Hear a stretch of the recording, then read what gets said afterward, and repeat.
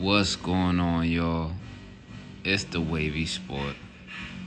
I'm back here with another episode. It's been a minute, but I'm back in action for a minute. The grind been crazy, but I'm back here.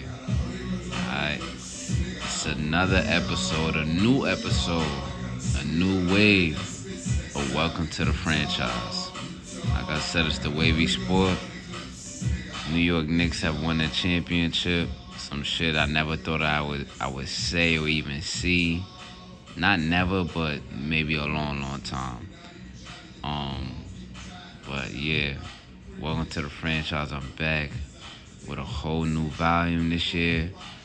It's 2026, coming off of the Knicks winning the championship. So let me dive into that and let's get straight into it. The first volume that I have in a minute. Grind been crazy. I've been out of the way, out of the loop for a second with doing this, but man, let's get into it. Basketball season is over. Got the draft coming up. Other sports events coming up. World Cup going on. And it's going to be a new season of football and all that. So let me get back in motion with this shit. You feel me? So yeah, like I said, let's get straight into it. The Knicks won the championship series against the SPURS 4-1. Just initial observation here from what I saw from the series. While I thought the SPURS were a more dominant force, talent-wise and everything, the Knicks proved that, you know, they could beat them with their experience, and the SPURS, their young stars, weren't ready yet.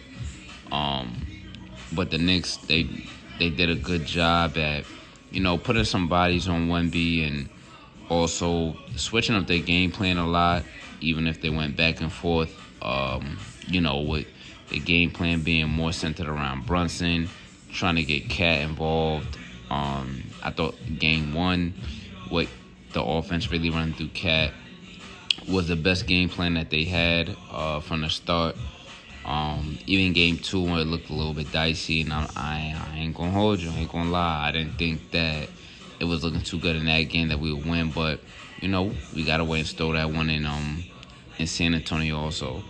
I'm saying we, damn, I gotta chill, because how I've been trying to put these videos out from last year is I'm not trying to tip my hand of who I'm a fan of, but of course, you know, being from that area, being a New York sports fan, you know, you always want to see your hometown team succeed and do well, and of course, watching the Knicks, going to those games in person and never seeing them win, you know, it's been a lot of seeing that, and you want to see them succeed.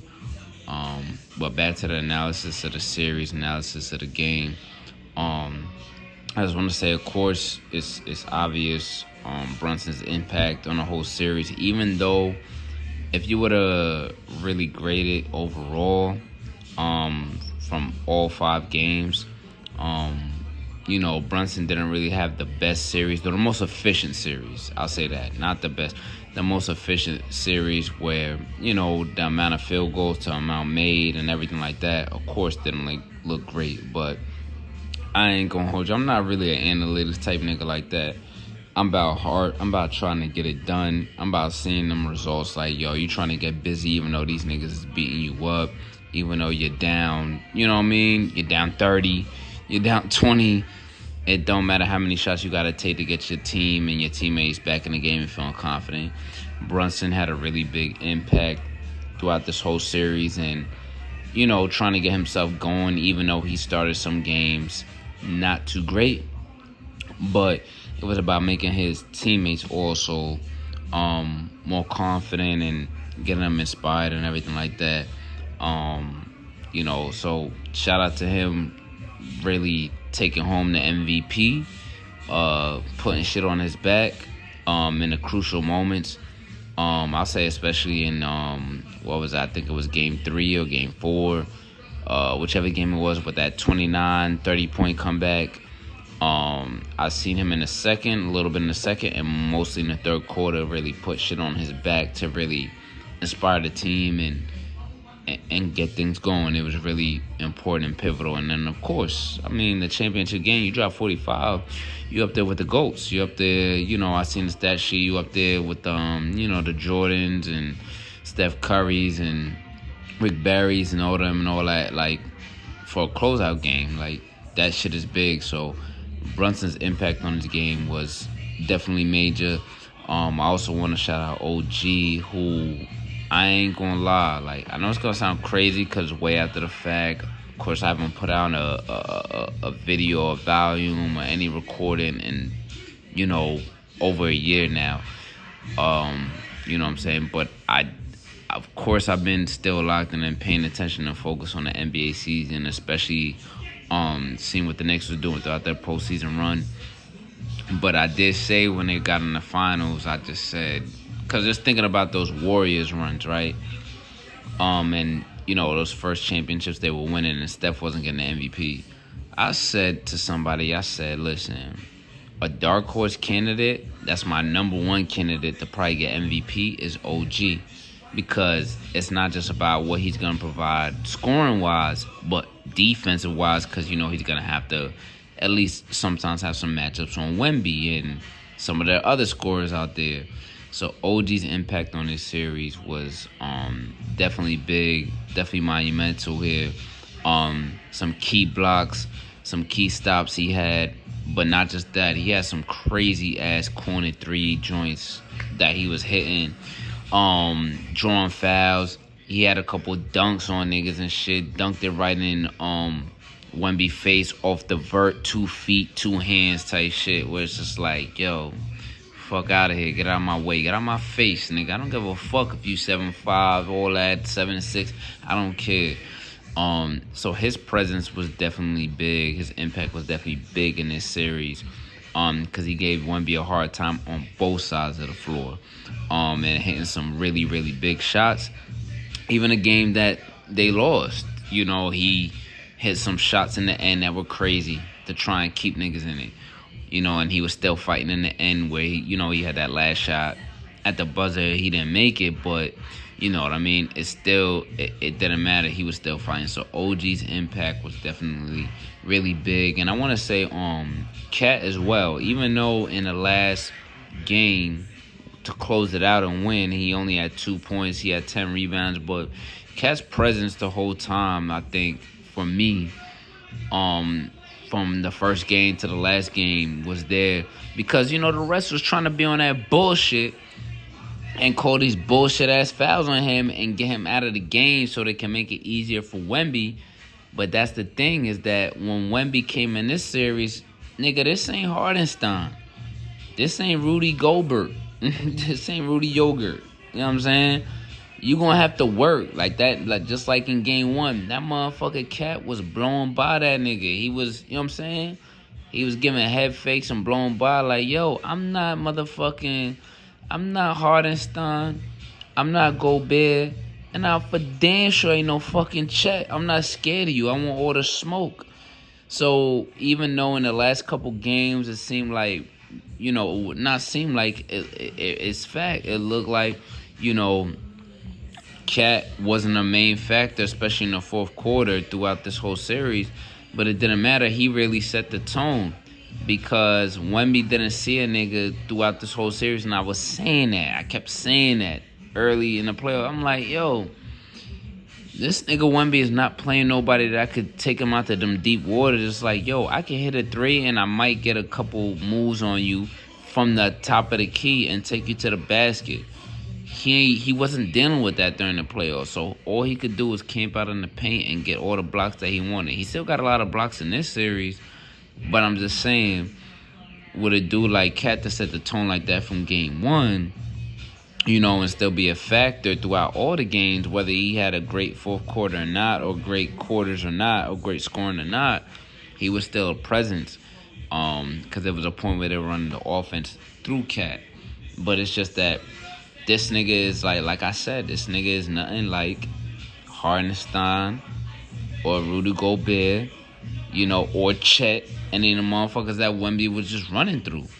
And another quick note on that, I don't want to go too crazy, but another quick note on that, what I really didn't like that I saw was after the Wemby and them won the what's the conference? This nigga Wemby was crying like he won a chip already. I said, I don't like that shit right there, because you act like you won the whole shit. And that's what you fucking get. That's what you get. Acting like that and shit. That's why niggas won a chip and took that shit from you. Acting like you had it already. Crying and all that shit. But let me chill on that and digress from that. The other big impact that I really liked, and me being a fan of just New York sports, of course, I've had times in my life where of course I'm rooting for the Knicks. So the big impact with the grit and grind of niggas. You know what I mean? The Mitch Robinsons, the Mikal Bridges, of course Josh Hart, Alvarado, my dude. A lot of the key plays they made throughout this series. There were games where Josh Hart wasn't scoring nothing.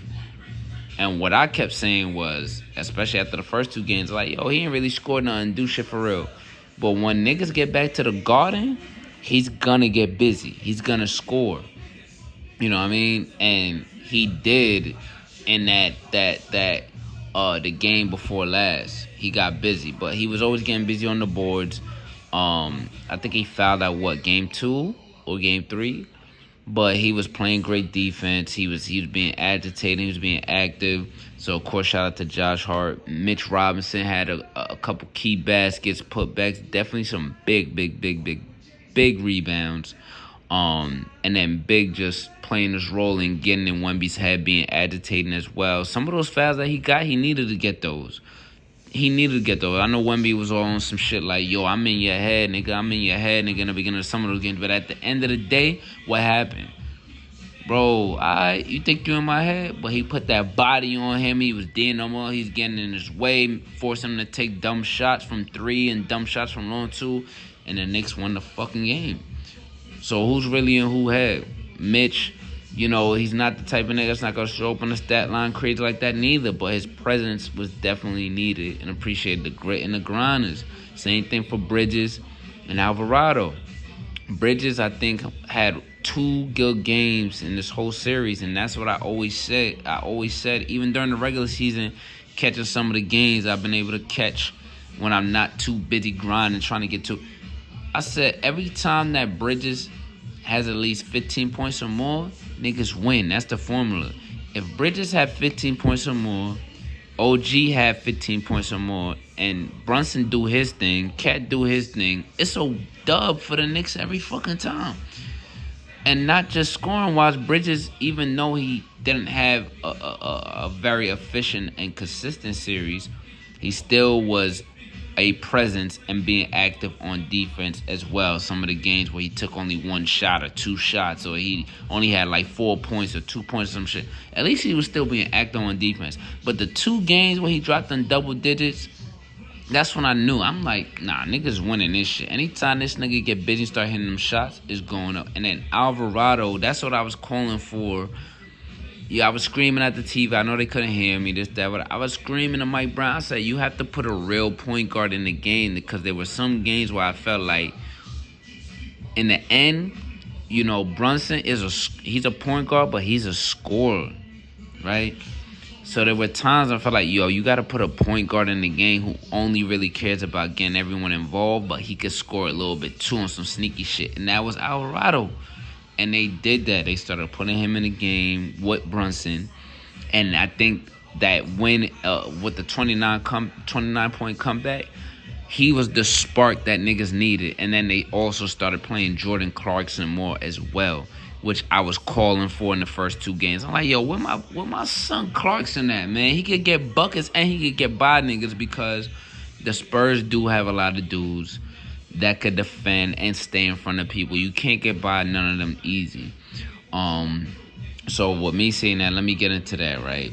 Wemby, Harper, and Castle, I think that they had, for the most part, a good series. A dude like Wemby, 7'4", 7'5", 7, whatever the fuck you is. that shit is hard to stop, man.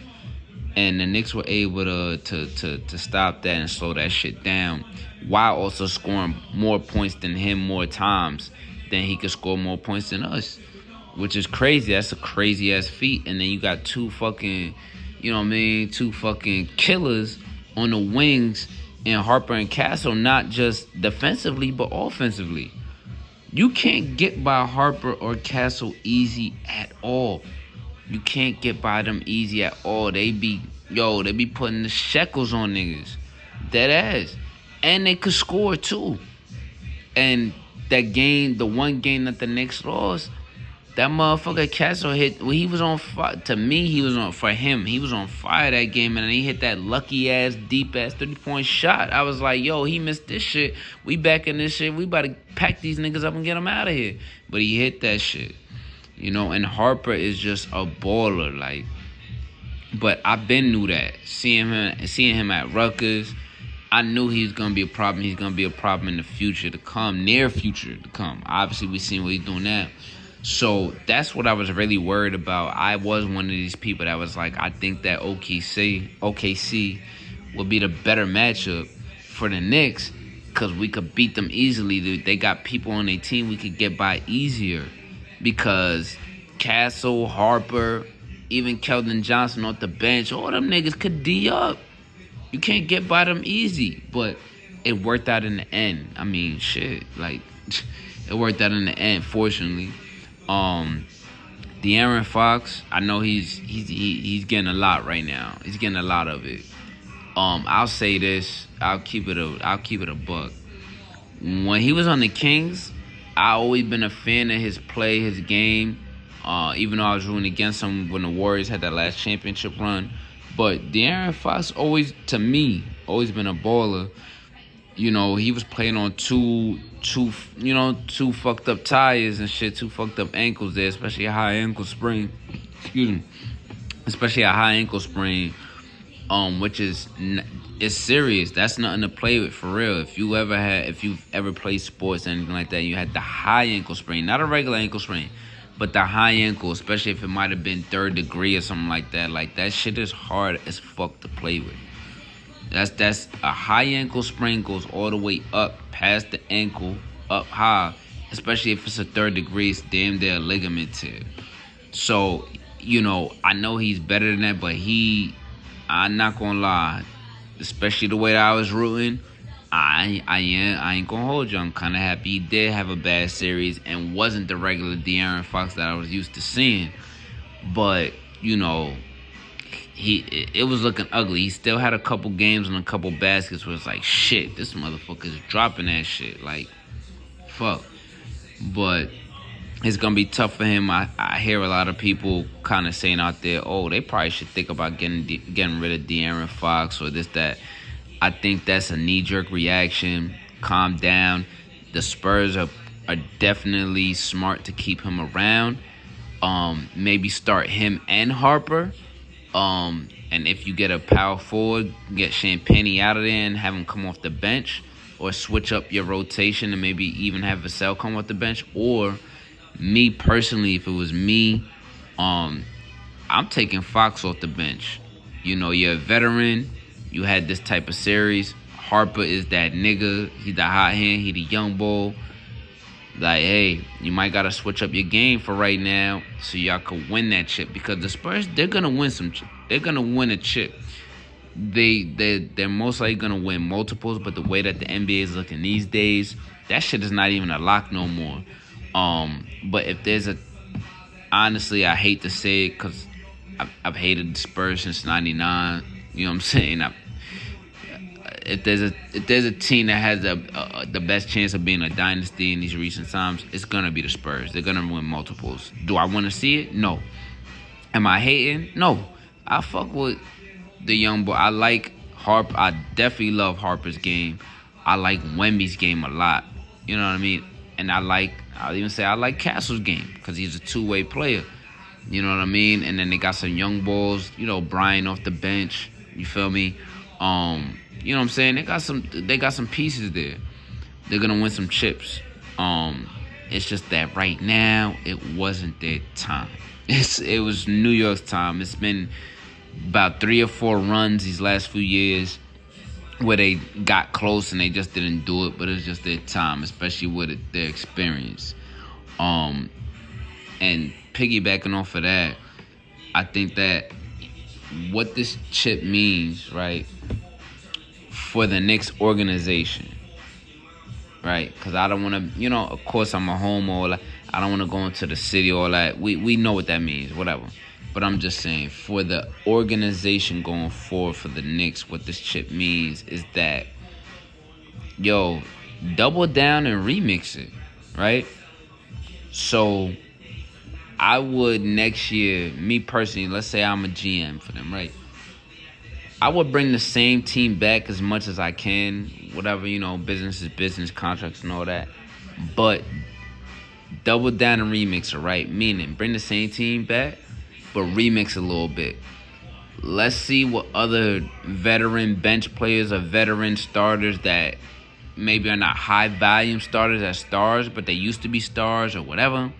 Let's see if we could poach them and bring them on so we can make a run within the next 2 or 3 years to get a second one. I'm not saying a repeat.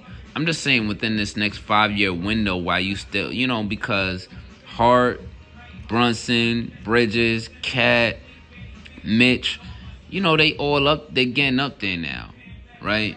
Even Clarkson a little bit, right? But bring that whole bench back, get a little bit more height on the bench.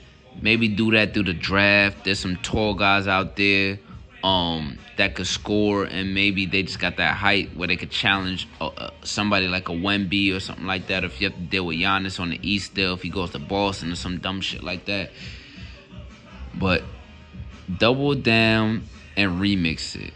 So, I don't know, get a crazy bench player like Malik Monk, I guess, if he's out there, if you could get him. He was coached by Mike Brown for a little bit too.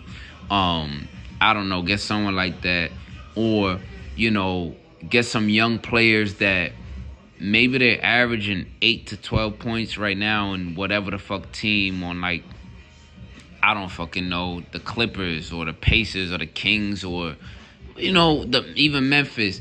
Try and poach one of them where they probably could up their volume and maybe start from averaging 10 and stretch goal to 15 for the Knicks for the next 2 or 3 years to help out the Brunsons and all that, because these 3 or 4 year runs have taken a toll on them. So you need that depth now, and get you another point guard or some shit like that could take the pressure off of Brunson doing everything, and could work with someone like Alvarado if you sign him back. I think that for the organization, for the Knicks organization, this chip should show that, yeah, this is cool, this is dope and all, but we're not satisfied. We're not satisfied. Especially when you got Brunson still, Hart still, Bridges still, Cat still in their early 30s. They can still produce and have the experience and have the man strength and all of that to be like, let's try and get another one. Because Boston is going to come heavy. Detroit is coming back, and they young if they build and get some more pieces around Cunningham.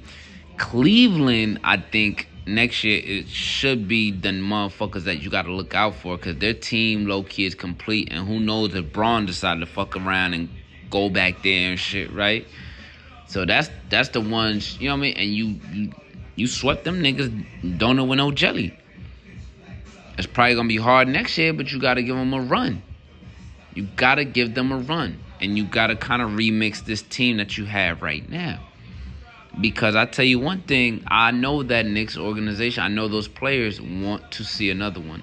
Especially those Nova boys who are used to having multiple championships from college, and they finally got one in the NBA. But you need the support. Double down and remix it. That's what I'll say. And what this chip means for the league is that I think that, if you look at one of my previous videos from last year, which, just look at it, and it's funny because it was the conference finals of both sides, and the Knicks were in it, and how I was talking, but I think it's good for the league because, it's officially the end now. All that clicking up super team shit, and you gotta trade for Giannis and trade for this person, and trade for Braun, trade for that shit is a dub. Build your team, build your depth, and some of those dudes that's on a roster somewhere else he's probably had 2 to 3 years being the second or third option, averaging 15, but has the potential to average 25 to 30 like a Brunson. It's time to find them niggas and build your team around them. Like a SGA also when he was on the Clippers, because I'm pretty sure no one thought about that. It's that time to start building your roster around them. And then, NBA draft, I can't say in comparison to like the NFL, it's not the same. People trade all the time and switch teams all the time, but part of it is also building through the draft and building through your scouting and who you can find and poach from other teams. That super team linking up shit, it's officially fucking over. It's probably been dead for the last 3-4 years, but now this is the nail in the fucking coffin. So that's what it means for the league. And I'll kind of wrap it up with this. Like, I think this was the best time and the right time for the Knicks to get the chip this year, because everybody's going to come back stronger. Wemby is the face of the league. Wemby had a chance to be the GOAT. Listen, you're talking to someone that's a huge Jordan head, huge Jordan fan, all of that from what I was able to see, right? I could see it. This motherfucker Wemby got the chance to be the GOAT and take over the whole shit. I want to see somebody like an Ant-Man get 1 or 2 or 3, because I think he has the talent to. Maybe not all the way the mindset yet. Still young. But who knows? He could be on some shit where he just want to hoop and do his thing. He might fuck around and turn into another Tracy McGrady. The old guard is on its way out now. The Kevin Durant's, Steph Curry's, LeBron James, Kawhi Leonard's, James Harden's. They're on their way out now a little bit. They're easing out a little bit, right? But Wemby is going to be a force to reckon with. The East is just going to get better. You got Cunningham, Charlotte almost, I'm not, listen, calm down. I'm not saying it like Charlotte could knock some. I'm just saying Charlotte is someone you probably got to worry about. Miami Heat is always going to be a team that you got to worry about. Luka and if Austin Reeves signs back, but it don't matter. Luka and the Lakers are going to be someone to worry about as well. Luka is fucking Luka. He's still crazy as hell. Like, Dallas might fuck around and come out of nowhere, because that white boy Cooper Flag, he showed it near the end of the season. He's gonna be a fucking problem. And I'm not gonna lie, if I was recording while all that stuff was happening, I'm not gonna lie, I didn't believe in it like that. I thought, he gonna be nice, he gonna be cool, he gonna be a good pro. But them last few games, highlights I was seeing, I was able to catch and seeing those numbers. I'm like, no, this motherfucker might be a problem. So the Knicks won it at the best time that you could right now, because there's really no space for any dynasties, because it's so competitive. This is probably the most competitive, most parity that there's been. Now, don't get me wrong. Do I think it's possible for them to win another one, right? I'll put it like this. Let's say within another 5-year span from today, I think they have a chance to win one more. But like I said, that's if they do it in a way where they double down and remix it.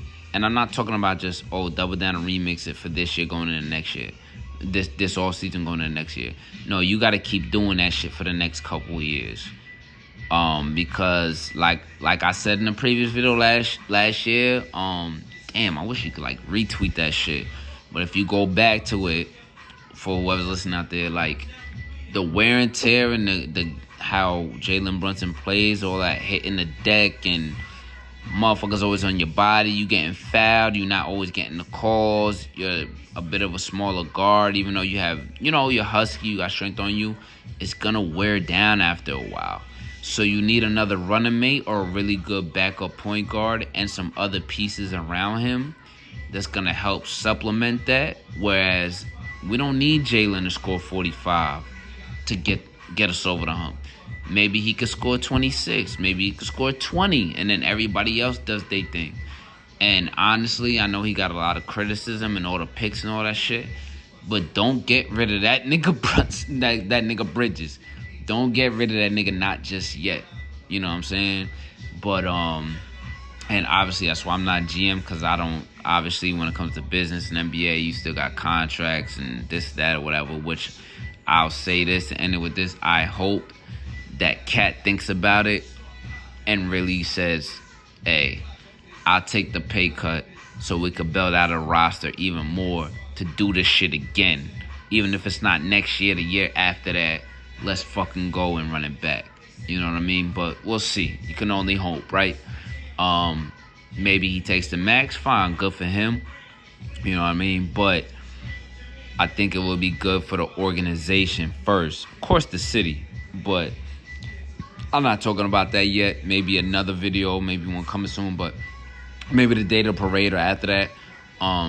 That's going to be fun to see. But I think that Cat taking a bit of a pay cut and they could build out the roster some more and, you know, have a little bit of flexibility to build out some more and maybe take another run at this shit within a next 3 to 5 year run. That shit would be great to see. It'd be fun to see. So we'll see about that, you know, this offseason and next year.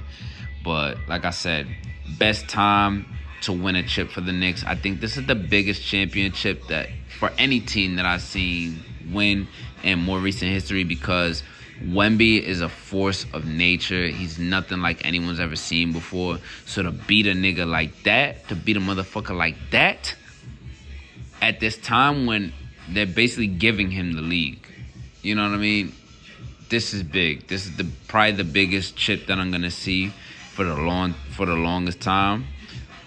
Because Wemby he's gonna be here to stay for a long time, and he still got a whole bunch of other motherfuckers to worry about on the West Coast. Ant-Man and probably still even Jokic and, you know, a bunch of people on the West Coast, but not just that, you know, the East Coast as well. There's gonna be some uprising stars. And then think about the draft as well. You got niggas like Darren Peterson, who's most likely gonna be on the Wizards. You know, they're gonna do that pick swap shit. And then you got the Bonza in the West, who's most likely gonna be on the Jazz. You know what I mean? With Ace Bailey and all the motherfuckers too. With that team they're building. So you never fucking know. Wemby and them made it after his third year with all that talent they accumulated with Harper and Castle. So shit can happen real fast. That's why I think this was the best time for the Knicks to win a championship. And this is the biggest championship that you're going to see from a franchise, from a team that was built, a blue-collar, hard-hat motherfucking talent, motherfucking workers getting them buckets and winning this shit, because Wemby is crazy. A motherfucker like that is supposed to take over the whole game, and he didn't. But not just that, it's not even about him. It's about those New York Knicks that came back every fucking time, fought and believed, and won every fucking game that they needed to fucking win. So, on that note, I'm going to wrap that up. Like I said, it's the Wavy Sport. It's good to be back on here talking about this again. I'm trying to get back to it again. Hopefully get back to it soon, some more episodes. But this is Welcome to the Franchise with the Wavy Sport. Y'all out there, be easy, alright?